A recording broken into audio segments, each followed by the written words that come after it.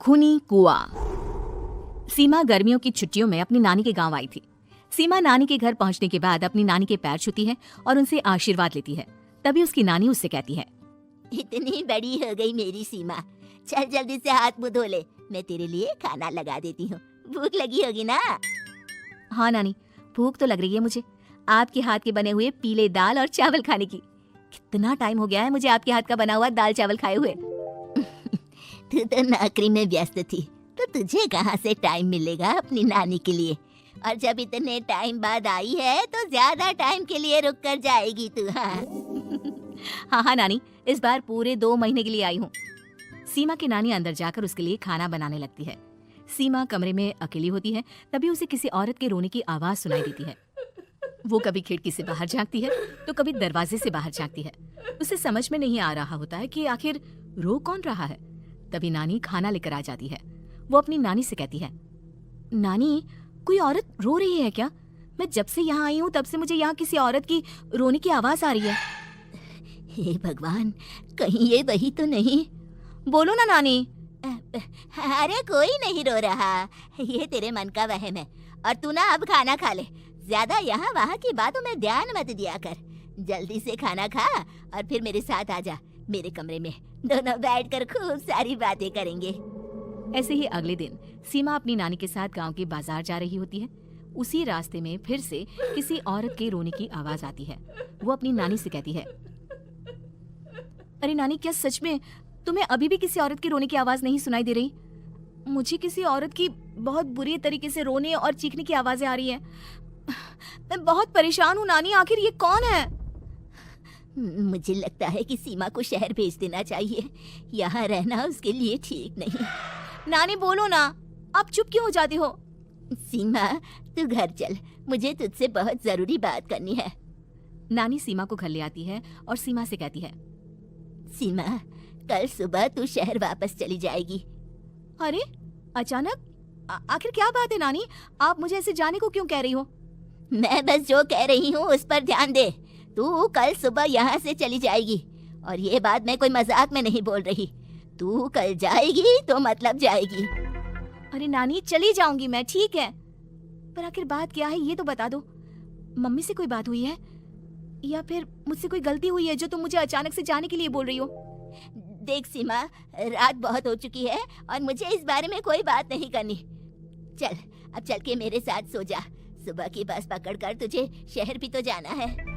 सीमा को अपनी नानी का ऐसा व्यवहार देखकर बहुत ही अजीब लगता है। उसे कुछ समझ में नहीं आ रहा होता है कि आखिर उसकी नानी उसे अचानक से गांव छोड़कर जाने के लिए क्यों कह रही है। ये सारी बातें सोचते सोचते सीमा की आंख लग जाती है और वो अपनी नानी के साथ सो जाती है। ऐसी ही आधी रात को सीमा को फिर से किसी औरत की रोने की आवाज सुनाई देती है। वो उस औरत की आवाज सुनकर बार बार करवटें बदल रही होती है और तभी उसे सपने में भी एक अजीब सी औरत की परछाई दिखाई देती है, जो इतना चीख चीख कर रो रही होती है कि सीमा डरकर उठ जाती है। वो पूरे पसीने पसीने हो रही होती है। वो अपने आसपास देखती है तो घर में बिल्कुल शांति का माहौल होता है। सीमा घबरा जाती है। वो अपनी नानी को जगाने की कोशिश करती है मगर उसकी नानी नहीं जगती। सीमा को फिर से उस औरत की रोने की आवाज सुनाई देती है। आखिरकार सीमा अपने आप को रोक नहीं पाती और वो घर का दरवाजा खोलकर बाहर निकलती है। आखिर ये माजरा क्या है, आज तो मैं पता करके रहूंगी। अब आवाज का पीछा करते हुए सीमा आधी रात को गांव के चौपाल के पास बने कुएं के पास पहुंच जाती है, जहां कुएं की चारों ओर बेड़ियां लगी होती हैं। उन बेड़ियों में लगे हुए ताले के साथ एक लाल रंग का कपड़ा और माता रानी का कलावा बंधा होता है। उस कुएं में से सीमा को किसी के रोने की आवाज आती है। सीमा परेशान हो जाती है। इस कुएं में कौन है? कौन है यहाँ? सुनो, कौन है? कौन रो रहा है? वो चिल्ला चिल्ला कर पूछती है और साथ ही लोगों को जगाने की कोशिश करती है, मगर किसी को भी उसकी आवाज सुनाई नहीं देती।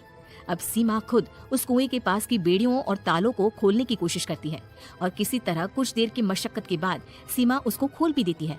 और जैसे ही वो कुआं खोलकर उसके अंदर झांकती है, सीमा उस कुएं में गिर जाती है। इतने में उसकी नानी की नींद भी खुल जाती है और सीमा को पास ना देखकर नानी परेशान हो जाती है। नानी घबराकर पूरे घर में उसे ढूंढने की कोशिश करती है, जिसके बाद उसकी नानी और सभी लोग उस खूनी कुएं के पास जाते हैं और सीमा की नानी कुएं के पास खड़ी होती है। सभी गांव वालों और सीमा की नानी को सीमा के चिल्लाने की आवाज आती है, बचाओ, कोई मुझे बचाओ। मेरी बच्ची, हम आ गए, हम तुझे बचा लेंगे। नानी, मुझे यहाँ बहुत डर लग रहा है। यहाँ इंसान की कटी हुई मुंडिया, हाथ, पैर और कंकाल हैं और खून भी है। नानी, मुझे डर लग रहा है। आप सब मेरी मदद कीजिए, नहीं तो ये खूनी कुआं मेरी बच्ची को भी खा जाएगा। अरे मुझे तो ये समझ में नहीं आ रहा कि आखिर इस खूनी कुएं को खोला किसने। सालों पहले इसको इतनी मुश्किलों के बाद तांत्रिक बाबा ने बंद किया था। अरे पूरा गांव खूनी कुएं के बारे में अच्छे से जानता है, तो कोई भी जानबूझकर तो ऐसा करेगा नहीं। मतलब किसी ने अनजाने में इसे खोल दिया है भैया।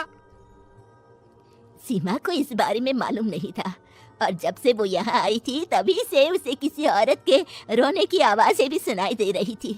कहीं सीमा ने ही तो उसे नहीं खोला। अगर ऐसा है तो फिर सीमा का बचना बहुत मुश्किल है। वहीं कुएं के अंदर सीमा रोते हुए बैठी होती है कि उसे आवाज सुनाई देती है जो कुएं के बाहर खड़े गांव वालों में से किसी को सुनाई नहीं देता। आज सालों के बाद मुझे ताजा खून मिलेगा। तेरा खून पीकर आज मैं अपनी प्यास बुझाऊंगा।